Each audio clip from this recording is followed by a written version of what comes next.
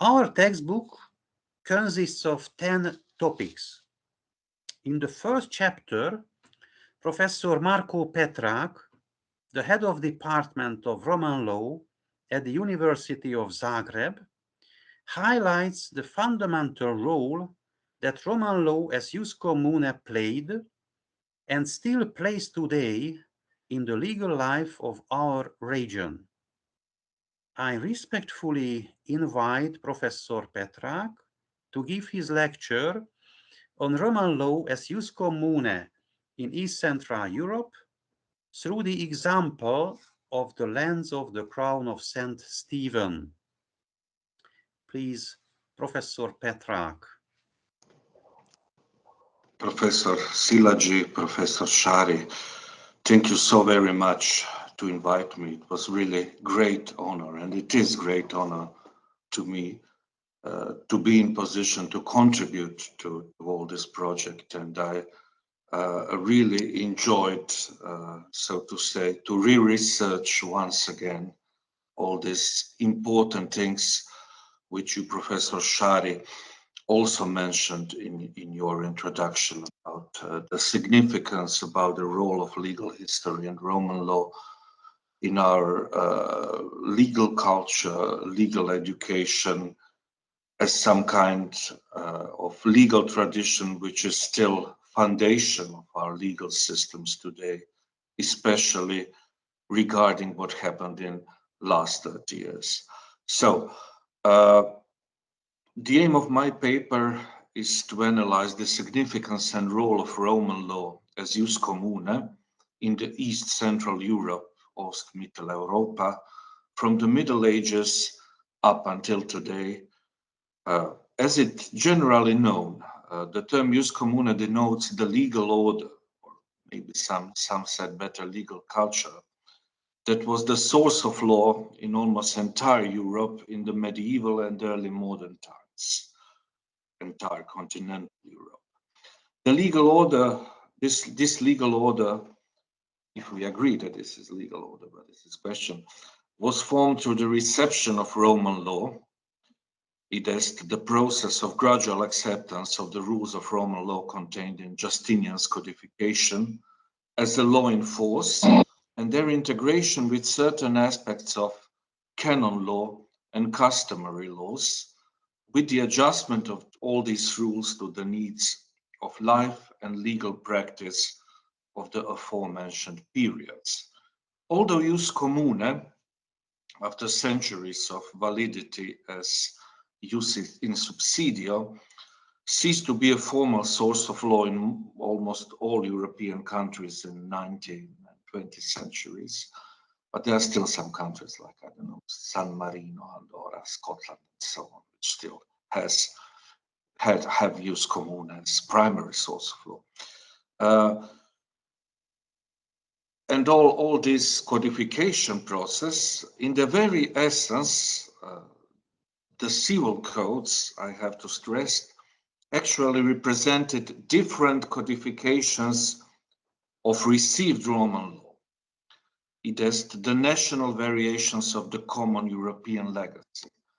My colleagues from civil law department almost killed me once when I said that civil codes are abbreviated Roman law in vernacular. So it's not always prudent to say these things before civil lawyers, but in my view, it is true. Thus, in these codified forms, the tradition of Roman law as jus commune, with all its principles, institutes, and solutions, has continued to have a crucial impact on overall European legal development up until today. Moreover, it should be emphasized that the tradition of jus commune experienced in its ultimate culmination during the period in which the idea of codification dominated, owing to the German Pandectistic school, the doctrines are created which significantly created on the sources of Roman law, which significantly influenced the legislation, science, and practice of private law in practically all European countries up until today.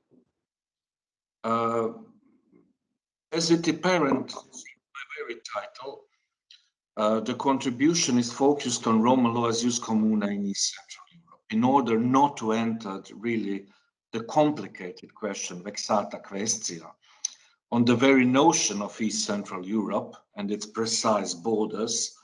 The notion for the purpose of this paper will be pragmatically exemplified within the context of the lens of Crown of St. Stephen. In my view, this territory was and is the very heart of East Central Europe, as it comprises in their entirety or partly the following present-day states: Hungary, Slovakia, Croatia, some part of Austria, Romania, for example, Transylvania, Serbia, for example, Vojvodina, some parts even of Slovenia, Carpathian Ruthenia in Ukraine, and even some municipalities in what is today Poland, for example, Orava or Arva, or Spiš or Sepeš counties. It has to be emphasized that every part of East Central Europe has its own story regarding the significance of Roman law. And thus, the lens of the Crown of St. Stephen surely cannot be treated as pars pro toto. Through all the Europe, I have to stress, the story of reception of Roman law was different. And it didn't happen with same intensity everywhere. It was much more intense in Italy or Spain and less in Scandinavia. And it didn't happen everywhere at the same time. In some countries, in some regions like Northern Italy, it started even somewhere in 13th century, somewhere the reception came so late as 18th or 19th century. But still, I think that the experience of Crown of St. Stephen is not an important one and has certain level of paradigmaticity. At the very beginning, it should be pointed out that traditional, in other words, pre-1848 law in the lands of Crown of St. Stephen was not free from the influence of Roman law. The formation of the Christian kingdom was connected with the organization of the Latin Church. Consequently, the Latin terminology was used for legal institution in these lands, regardless of whether they appeared in statutory legal rules or their individual elements were referred to and expounded as customary law. However, this did not lead to the prevalence of canon law or Roman law. It is possible, of course, in these early stages of development, to show some influences or correspondences with canon and Roman law, but they did not have, so to say, a crucial impact on the basic institutions in these territories within East Central Europe. All these examples of these medieval influences of Roman law from 11th to the 15th or even 16th century, up until Tripartitum, I have to say, within the lands of the Crown of St. Stephen, in nearly all fields of the law, we have these traces, were really thoroughly researched and exemplarily presented by György Bonis in his book Einflüsse des römischen Rechts in Ungarn, which was printed in 1964, which, in my modest view, remained the most important and influential study of the kind regarding medieval reception of Roman law in the lands of Crown of St. Stephen, from what is today Hungary to Dalmatia, to the very south of this region. The most important source of this traditional pre-1848 law in the lands of Crown of St. Stephen, this was, of course, the year of the revolution, was undoubtedly the collection called Tripartitum, as I mentioned, compiled by István Völbeci, which represents really one of the milestones of the legal tradition and culture of East Central Europe. Despite the explicit declaration of Verbatim that Roman law and canon law are the very basis of the law of Archiregnum Hungaricum, he said in Tripartitum, second book, 6th chapter, omnia fere jura regni huius originaliter ex pontificis Caesareique juris fontibus progressum habeat.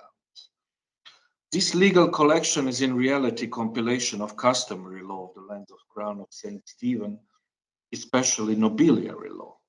Of course, there are some Roman law segments.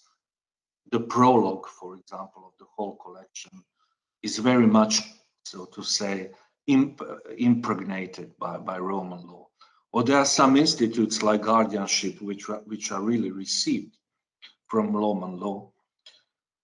But still, the collection as the whole is, as I said, more collection of customary law than collection of, which contained Roman or canon law influences.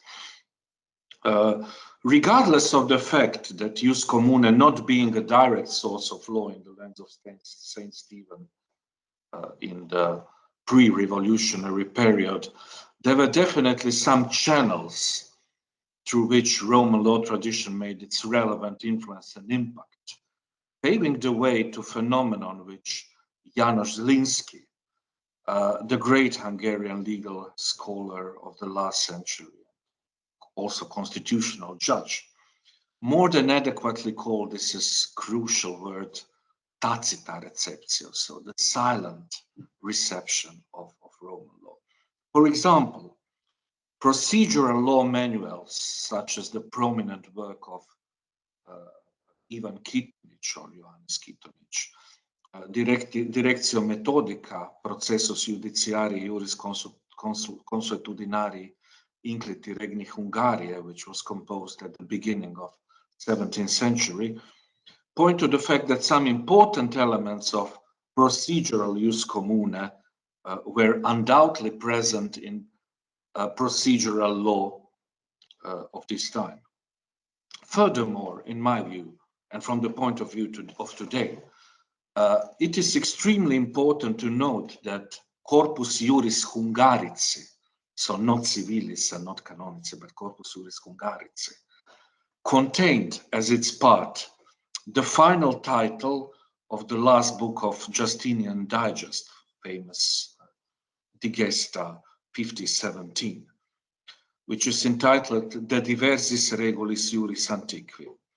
This title, undoubtedly one of the most significant parts of Justinian's codification, contains 211 short fragments by Roman lawyers, summarizing in the form of regulae those basic Roman law principles on which subsequent European legal culture and the European private law systems were based on a significant extent.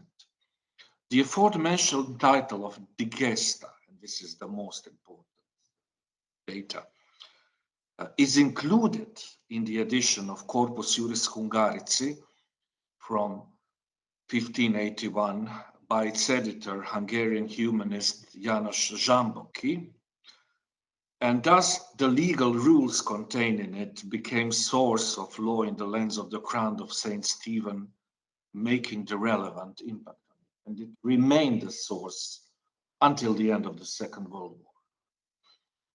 However, on these territories, which were described as the lands of the Crown of St. Stephen at the end of 18th century and at the very beginning of 19th century, we had also the great impact of civil codifications. It is less known, but on some of these territories, especially in continental Croatia and Dalmatia, Napoleonic Code Civil was in force for a few years, precisely from 1807 to 1813 or 1815.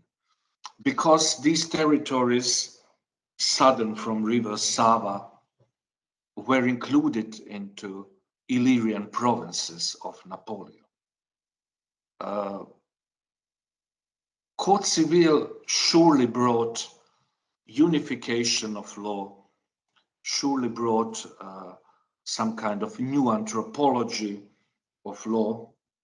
It is surely based on Roman institutional system as the tripartition of basic legal categories. So famous Persone res actiones by Gaius.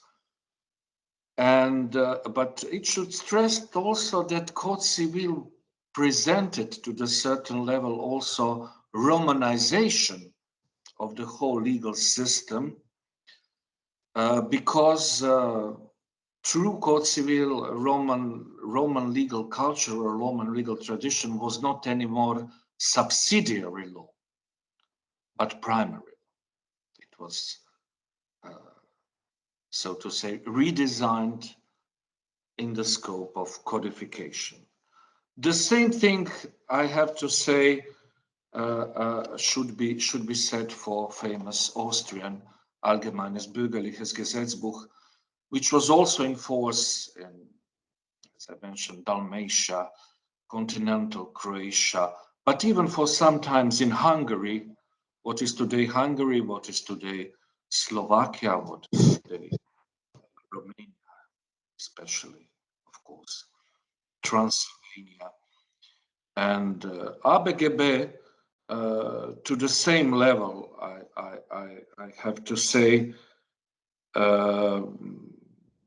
brought with itself unification, Romanization, and individualization of the whole private law system. So it was, so to say, I will say, codified final word of jus commune, which is still in force today. Of course, although ABGB was removed in Hungary in 1861, and Hungary returned to tripartitum and other legal sources contained in Corpus Juris Hungarici, it remained in force in Croatia, for example, or Slovenia, or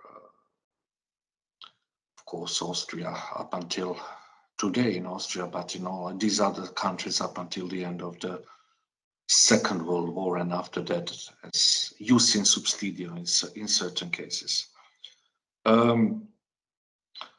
Although Kingdom of Hungary returned to tripartitum and other legal sources in Corpus Juris Hungarici, as I said, the Hungarian judicial practice and doctrine since the second half of 19th century onwards, due to the withering away of feudal relations and consecutive failed attempts to pass a modern national civil code,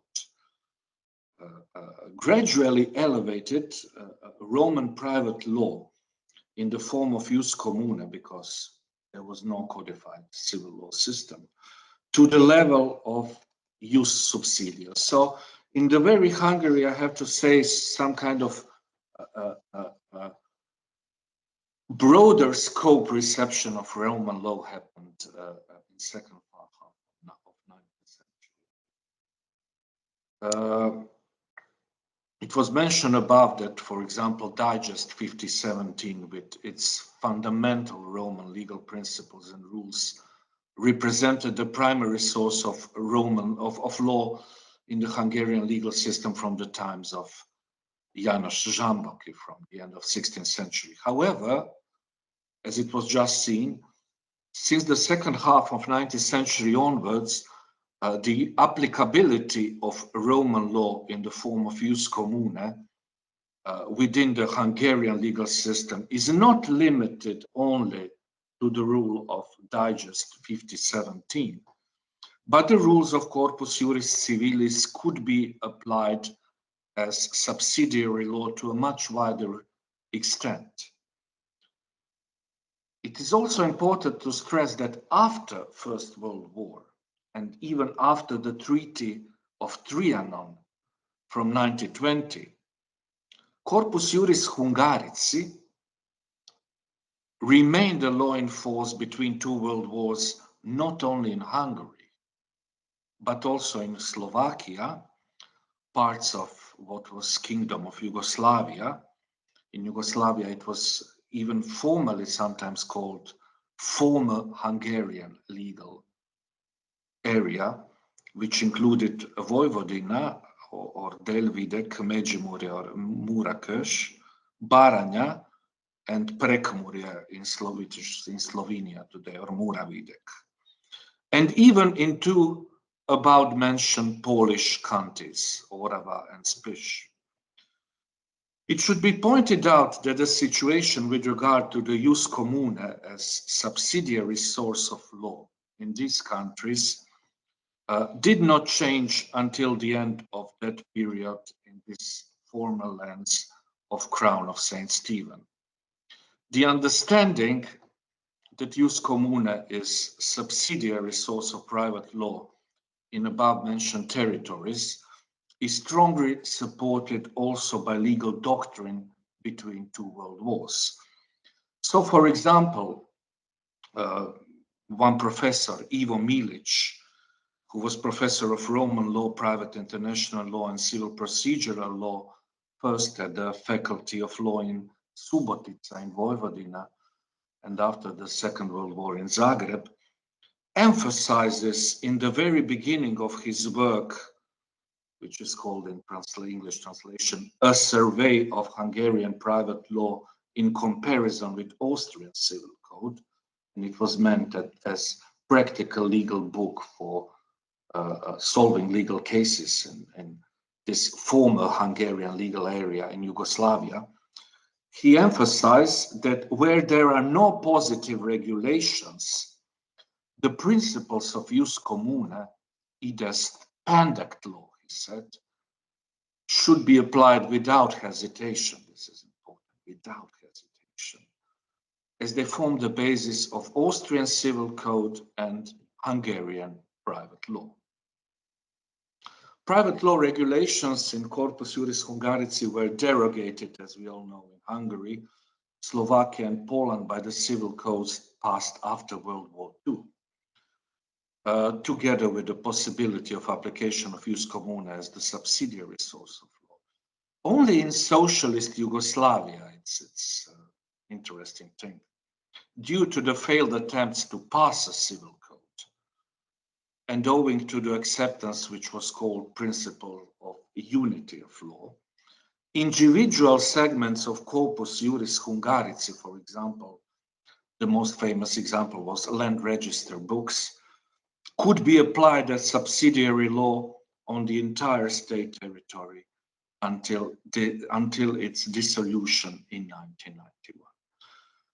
What I have to stress that in countries of ex-Yugoslavia, there is still no civil codes, and from time to time, especially regarding to the materia which is traditionally placed in so-called general part of civil law, we still have sometimes no adequate rules. So I'm talking now about Croatia.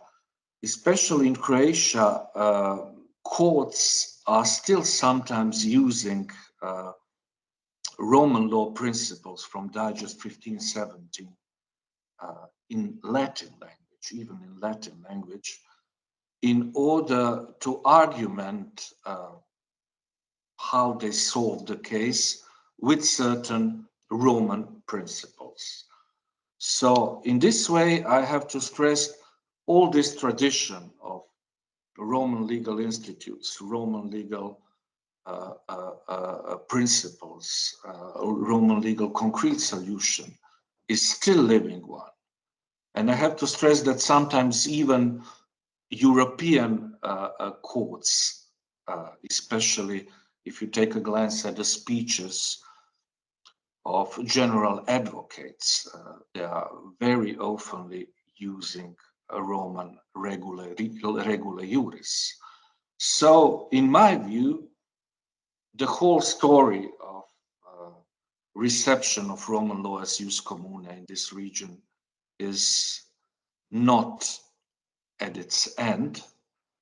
And I will dare to say that even today, these principles of Roman law, which were so briefly exemplified at the very end of Justinian Digest in this 211 regulae, are still, so to say, important material with its principles in order to reach some kind of harmonized legal systems.